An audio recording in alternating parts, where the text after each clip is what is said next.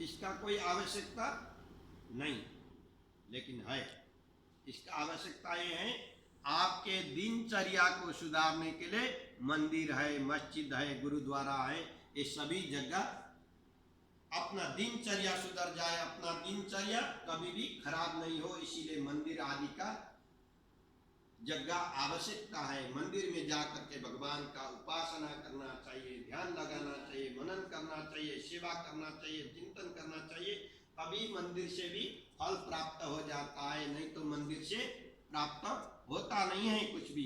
उनके व्यापक विराट रूप में दीनहीन पतित जीवों का वास है, अतएव परमात्मा सृष्टि में जो दीनहीन है स्वयं ही हाथों से उनकी सेवा परमात्मा के चरणारविंद का अर्चना होता है। ऐसे भक्तों के हृदय में आपका वासस्थान होना चाहिए। गोस्वामी जी लिखते हैं, काम हो कोई मद मान न मोआ, लोभ न क्षोभ न राग न द्रोहा, जिनके कपट दंभ नहीं माया, तिनके हृदय बसों रघुराया। तो देखिए, जिनके मन में काम, क्रोध, मद, मान, मोह, लोभ, क्षोभ, राग, द्रोह, कपट, दंभ तथा बनावटीपन न हो, प्रभु आप उनके हृदय में निवास करें। कई लोग क्या करते हैं, अपने बनावटी रूप करते हैं, अब बनावटी रूप करके आ जाते हैं। जैसे आप लोग ने कथा सुना है श्री रामचरितमानस में, पंचवटी में सती सीता का रूप बना करके आई थी, तो राम जी ने उनको कहा, वे माता जी आप इस भवाटी में कहाँ घूम रहे हो, और आप विश्वास को छोड़ करके अकेली कहाँ घूम रही हो। तब जा करके सती को मालूम हो गया कि राम ब्रह्म है।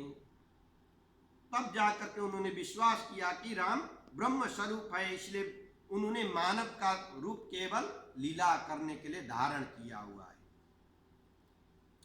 क्षोभ, राग, दोष, कपट, दंभ तथा बनावटीपन को छोड़ करके आपके हृदय में निवास करें। कई लोग बनावटी करते हैं, दिखावटी करते हैं, ऐसे पूजा आराधना भी नहीं करना चाहिए। जो सच है, सिंपल है, उसको लेकर के चलना चाहिए। जो शास्त्र विधि है, जो पूर्वजों ने जिसका वर्णन किया है, उसी के माध्यम से चलें तो अपने को भी दुख नहीं आता है। कई प्रकार के जो ढोंग भी करते हैं, ऐसे ढोंग करने से अपने आप को हानि होता है, कुल में आने वाले संतानों को हानि होता है। ऐसे पूजा भी नहीं करना चाहिए। पूजा सिंपल, साधारण, जो वैदिक परंपरा का हो, सिंपल हो, उस तरह का पूजा आराधना करना चाहिए प्रभु को। और पर स्त्री में जो मातृभाव रखें, दूसरे के धन को जो विषतुल्य समझें तथा गुरु एवं संतों के जो मान दें, प्रभु आप उनके हृदय में विराजमान रहें। जो मेरे अच्छाई हो या प्रभु की है तथा जो कुबुद्धि है, उसका जिम्मेवार मैं नहीं हूं। कुबुद्धि माने, कुबुद्धि माने दुष्ट प्रकार के बुद्धि को कुबुद्धि कहते हैं। जिसका ऐसा भाव हो, प्रभु आपके उसके हृदय में निवास करें। ऐसा दिव्य जीवन अपनाकर जो भक्त आपके कुछ अपेक्षा न रखें, आप उसके हृदय में वास करें। भगवान से कुछ इच्छा भी नहीं करना चाहिए। हाँ? भगवान तो स्वयं देते हैं, क्या लेना है, वो तो स्वयं ही दिया है, सबको भगवान ने दे रखा है। ये संसार के सृष्टि उसी ने रचा हुआ है, मानव तो एक केवल निमित्त मात्र है। और जान चाहिए कछऊ कुछ तुम सन सहज सनेव, बसऊ निरंतर तासु मन सो राव निज गेहू। तो भगवान को कहते हैं, भक्ति तो तभी सार्थक होगी जहाँ उनमें कोई उपेक्षा या चाहना नहीं रहेगी।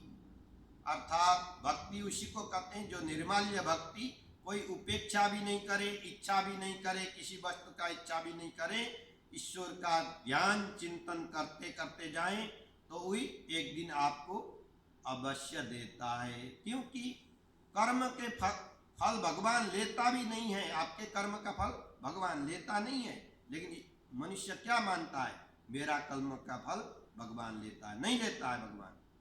भगवान तो देता है। आपका कर्म बायोडाटा है, वो एक बार चेक करने के बाद में आपके पास में भेज देता है? चाहे शुभ कर्म हो चाहे अशुभ कर्म हो, वो बायोडाटा चेक करने के बाद में वो भगवान उसके पास कर्म नहीं रखता। आपके कर्म चाहे 10,000 वर्ष हो, आपको वापस कर देता है। यही करता है गीता में भी। जो तेरा कर्म है वो तू जान। मैं तेरे शुभ कर्म को भी नहीं चाहता हूँ, अशुभ कर्म को भी मैं नहीं चाहता हूँ, लेकिन तेरा कर्म का बायोडाटा मैं चेक करता हूँ। यद्यदाचरति श्रेष्ठ तत्तद् देवे चरो जन, अर्थात जो जो श्रेष्ठ लोगों ने कर्म करते आए ऐसे कर्म करना चाहिए। अर्थात अपने उद्धार के लिए उद्धारेद आत्मनात्मानाम आत्मानाम अवसायव आत्मैव ह्यात्मनो बुद्धि बंधुरात्मैव रिपुरात्मन।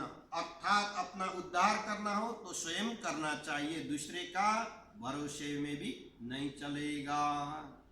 अर्थात जो हम लोग स्वयं का शत्रु हैं, स्वयं का मित्र स्वयं ही है, कोई दूसरा का शत्रु दूसरे नहीं है। क्योंकि अपने आत्मा का उद्धार करना हो तो स्वयं कर्म करना पड़ेगा, बिना कर्म से नहीं होता है।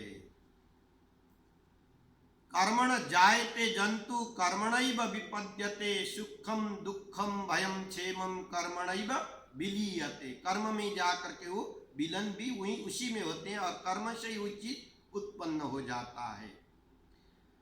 तो भक्ति सभी सार्थक होगी तो उसमें भी कोई उपेक्षा न करें, कोई याचना भी नहीं करें। ईश्वर कृपा होगी तो उतना मिलेगा।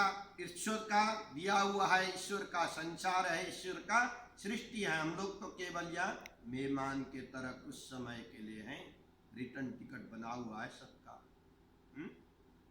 सभी का रिटर्न टिकट है, तो रखने को भी जगह नहीं मिलेगा। अर्थात जो इतना दे देता ईश्वर, कभी कभी किसी को वो कर्म किस जन्म का किया हुआ है तो वो संभाल भी नहीं पाता है।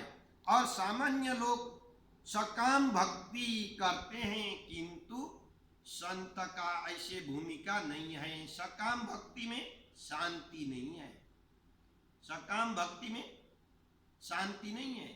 और निष्काम भक्ति में शांति तो है, लेकिन निष्काम भक्ति होता नहीं जल्दीबाजी लोगों से, उसमें मन नहीं जाता है। सकाम भक्ति चाहता है और भगवान से आकर के मांग लेता है, प्रभु आपको पधारने के में कष्ट हो तो दर्शन नहीं चाहिए। कहते हैं आपको यदि यहाँ आने में कष्ट हो तो हमें दर्शन भी नहीं चाहिए आपका, क्योंकि आपको आने जाने में कष्ट हो जाता है। बस इतना ही ध्यान रखना कि जीव तुझे याद करता है, अर्थात जो जीवात्मा है आपको याद करता है। और जिस भक्ति ऐसे भावना है उसका हृदय मंदिर प्रभु आपके निवास स्थान है।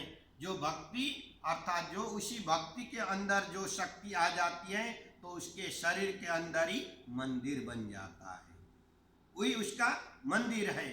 मन मंदिर में तन है पुजारी, वो स्वयं मंदिर के अंदर भगवान बैठा है, वहीं षोडशोपचार से आप पूजा कर सकते हैं। भक्ति अब चरम सीमा है।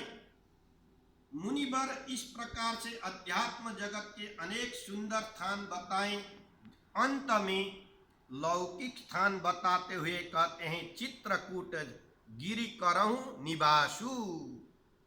चित्रकूट गिरि करहु निवासु, चित्रकूट पर्वत में जाकर के निवास करें। वहाँ तुम्हारा सब भांति भांति के सुपासु अर्थात जो अनेक प्रकार के आपके वहाँ उपासक लोग रहते हैं। सुपासु माने सुपासु, सुपासु माने उपासक करने वाले लोग रहते हैं। इसीलिए भगवान का जितना उपासना करते हो धीरे धीरे धीरे मन को वही कंट्रोल कर लेता है। जहाँ से आगे चित्रकूट गिरी है और आपके ऋषि मुनि और आश्रम हैं, मुनि श्रेष्ठ लोग उनमें मुख्य हैं। उनकी धर्मपत्नी अनुसुईया भी इसी पातिव्रत्य